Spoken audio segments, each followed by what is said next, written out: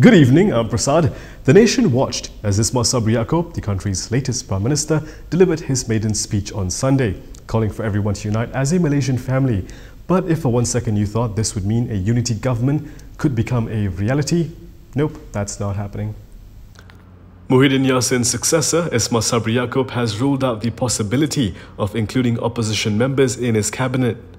Speaking to reporters in Sungai Petani, Kedah today, the Prime Minister said there is no cooperation with the opposition that will involve the cabinet. However, he reiterated his offer to involve opposition MPs in the Special Committee on COVID-19 and the National Recovery Council and is prepared to meet them to sort out the details.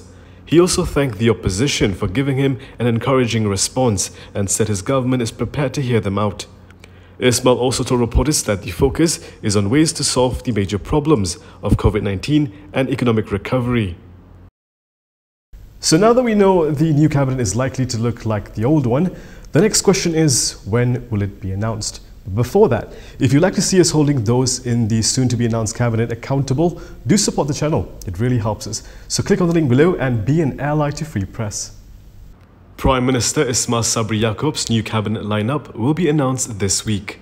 Ismail Sabri was quoted by Bernama as saying that the new lineup would need to obtain the King's consent first. This comes after the Bura MP was sworn in as the 9th Prime Minister on August 21st after receiving the support of 114 MPs through statutory declarations made to the Yang di-Pertuan Agong. Since his appointment as PM, various lists have been circulating on social media purporting to be his cabinet lineup. Meanwhile, UMNO Youth has proposed the party's Deputy President, Muhammad Hassan, to become the next Finance Minister. Its chief, Ashraf Wajdi Dusuki, said a Finance Minister who understands the pulse of the Rakyat is needed to properly address their demands on the loan moratorium and Employee Provident Fund withdrawal scheme. The behaviour of certain politicians have saddened and disappointed the ruler of Selangor. The recent political turmoil has left the Selangor ruler, Sultan Sharifuddin Idris Shah, feeling disappointed. This comes after Malaysia saw its third Prime Minister and change of federal government since the last 14th general election in May 2018, with the appointment of Ismail Sabri Yaakob as Muhyiddin Yassin's successor. In his royal address at the Selangor State Assembly sitting this morning, he also reminded the assembly persons of their duty to the people and to stop excessive politicking and fighting for power or positions. He added that he couldn't hide his sadness and disappointment when he saw the country's political turmoil, conflict and uncertainties, which have recently become more glaring. The current sitting is the first meeting for the 4th term of the 14th Selangor State Assembly. Further, the ruler said it appears there are elected representatives who refuse to learn from history, where power grabbing had caused countries to fall and sowed disunity among the people. In his speech, the Sultan also highlighted various efforts undertaken by the state government since last year to manage the COVID-19 pandemic. Selangor had in recent months topped the list of states reporting new COVID-19 infections, with the national daily peaking at 23,000 cases. However, new cases in the Klang Valley had reduced due to the increased numbers of fully vaccinated adults. While you're unlikely to see any DAP leader in Ismail Sabri's cabinet, the party has expressed willingness to consider the PM's other offers. DAP Secretary General Lim Guan Eng said his party is willing to consider Prime Minister Ismail Sabri Yaakob's offer for the opposition to be part of the National Recovery Council and the Special Committee on COVID-19. In a statement, he said the party would consider the offer to save lives and livelihoods.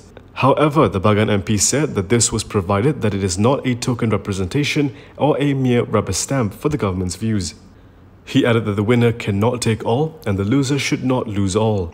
Ismail, in his inaugural speech as the Prime Minister, had emphasized the concept of the Malaysian family and urged government and opposition MPs to close ranks. The Bura MP, who was sworn in as the third Prime Minister in 3 years since 2018, said the constant change of government was not benefiting the people. Muhyiddin Yassin's government had previously also invited the opposition to join the NRC, but the opposition at the time was not receptive. Good Morning G-Sure is the first plant-based and complete nutrition drink made in Malaysia. It is suitable for those who are lactose intolerant. Research made by local universities found that more than 90% of our Malaysian population are lactose intolerant. Lactose intolerance can cause bloated stomach and diarrhea. Good Morning G-Sure helps to improve the immune system, reduce the risk of illnesses, and helps to improve general well-being and strengthen our bodies. A happy family starts with a healthy family. I'm still active, healthy, and going strong at the age of 52. It has to be Good Morning G-Sure. With Muhyiddin Yassin out, is the new government also a Perikatan National Government? According to those in Bersatu, yes, very much so. A Bersatu leader has maintained that Prime Minister Ismail Sabri Yaakob is still leading a Perikatan National Government. This is according to Bersatu Deputy President Ahmad Faisal Azum.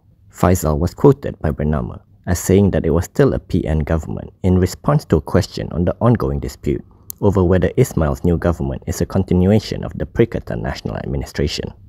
According to Faisal, mathematically, they had the higher number of MPs. He said, it is a PN government as BN only has 41 MPs. With 50 MPs, PN is the largest partner in Ismail Sabri's government, which has the support of 114 MPs. Ismail also has the support of 18 Gabungan Parti Sarawak lawmakers, 1 Parti Bersatu Sabah MP, and 4 independent MPs. Faisal stressed that they are still committed to the PN coalition for the next general election. He said this after attending the PN Supreme Council meeting in Kuala Lumpur, chaired by Bersatu President Muhyiddin Yassin yesterday.